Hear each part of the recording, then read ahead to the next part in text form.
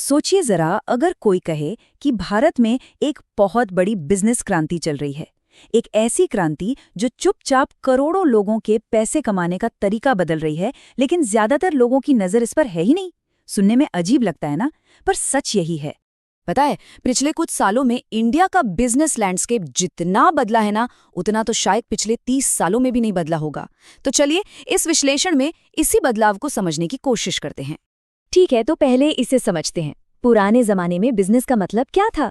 एक दुकान, एक अच्छी लोकेशन, काम करने के लिए स्टाफ और सबसे जरूरी ढेर सारा पैसा। इसी वजह से बिजनेस करना हर किसी के बस की बात नहीं थी। लेकिन अब देखिए गेम कितना बदल गया है। अब चाहिए बस एक हुनर, एक इंटरनेट कनेक्शन और एक स्मार्टफोन।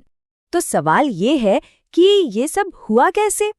असल में 3 चीजें एक साथ आईं और सब कुछ बदल गया। पहला, सस्ता इंटरनेट। दूसरा, हर हाथ में स्मार्टफोन। और तीसरा, आसान डिजिटल पेमेंट्स।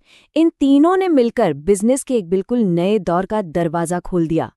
इस क्रांति का जो पहला पिलर है वो है डायरेक्ट टू कंज्यूमर ब्रांड्स, या जिसे हम सब D2C कहते हैं। ये वो कंपनियां हैं जो पुराने सारे नियम तोड़ रही हैं। पहले क्या होता था, कोई कंपनी सामान बनाती, फिर वो डिस्ट्रीब्यूटर को देती, फिर रिटेलर के पास जाता और तब जाकर ग्राहक तक पहुंचता था। इसमें मुनाफे का एक बड़ा हिस्सा बिचौलियों के पास चला जाता था। D2C मॉडल ने इस पूरी चेन को ही कह सकते हैं बाईपास कर दिया। इसका सबसे बेस्ट एग्जाम्पल मामा अर्थ। सोचिए, उन्होंने महंगे महंगे शोरूम नहीं खोले।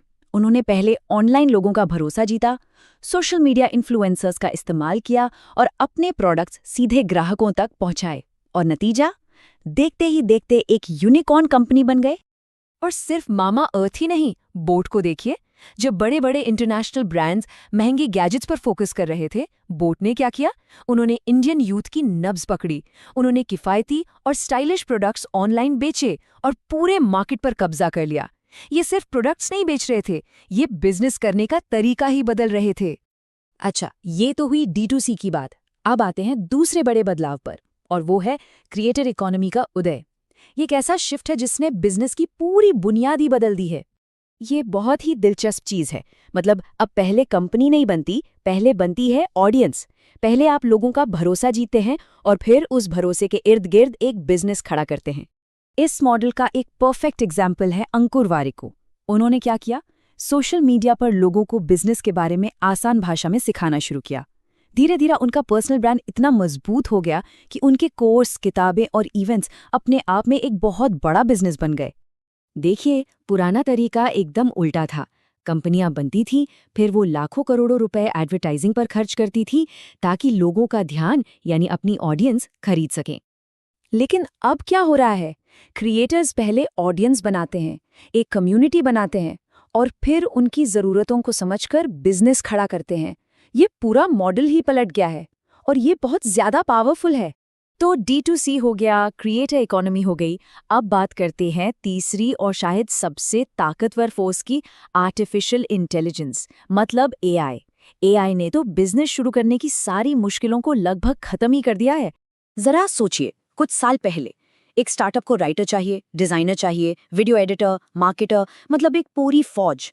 और अब इस स्लाइड को देखिए, जिस काम के लिए पहले 15 लोग लगते थे, वही काम AI टूल्स की मदद से सिर्फ 2 लोग कर सकते हैं। आज की तारीख में एक अकेला इंसान एक 1 पर्सन आर्मी की तरह AI से स्क्रिप्ट लिखवा सकता है, AI से डिजाइन बनवा सकता है, वीडियो एडिट कर सकता है, मार्केटिंग भी ऑटोमेट कर सकता है। सब कुछ इसी वजह से आज छोटे क्रिएटर्स इतनी तेजी से आगे बढ़ रहे हैं। तो D2C, क्रिएटर इकोनॉमी और AI, जब ये तीनों चीजें मिलती हैं तो क्या होता है? इसका असर बहुत बड़ा है। ये सिर्फ बिजनेस नहीं, हमारे समाज को बदल रहा है। सबसे बड़ी बात पता है क्या है? अब कामयाबी किसी बड़े शहर की मोहताज नहीं रही। सूरत में बैठा कोई सेलर अपना सामान अमेरिका में बेच रहा है। जयपुर का कोई फ्रीलांसर लंदन के क्लाइंट के लिए काम कर रहा है। अब लोकेशन मैटर नहीं करती, स्किल और इंटरनेट कनेक्शन मैटर करता है। और इसी वजह से ना, लोगों की सोच बदल रही है। पहले क्या था? लक्ष्य था एक अच्छी स्टेबल नौकरी पाना। अब लक्ष्य क्या है? मल्टीपल इनकम स्ट्रीम्स बनाना, एक से ज्यादा जगहों से पैसे कमाना। लोग अब ऑफिस में प्रमोशन का इंतजार नहीं कर रहे हैं, वो अपना खुद का पर्सनल ब्रांड बना रहे हैं। Side hustle, online business, personal brands, ये सब अब न्यू नॉर्मल बन रहा है। तो बॉटम लाइन क्या है?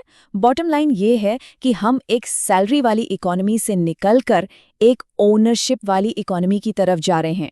लोग समझ रहे हैं कि असली खेल सिर्फ नौकरी का नहीं बल्कि ओनरशिप का है। और यही है वो साइलेंट बिजनेस रेवोल्यूशन। ये आपको न्यूज़ के हेडलाइंस में नहीं मिलेगा, ये चुपचाप हमारी सोच, हमारे करियर और बिजनेस करने के तरीके को जड़ से बदल रहा है, और शायद इसीलिए ज़्यादातर लोग इसे नोटिस नहीं कर पा रहे हैं। लेकिन एक बात तो है, इतिहास हमेशा उन लोगों को रिवॉर्ड करता है जो बदलाव को सबसे पहले पहचानते हैं।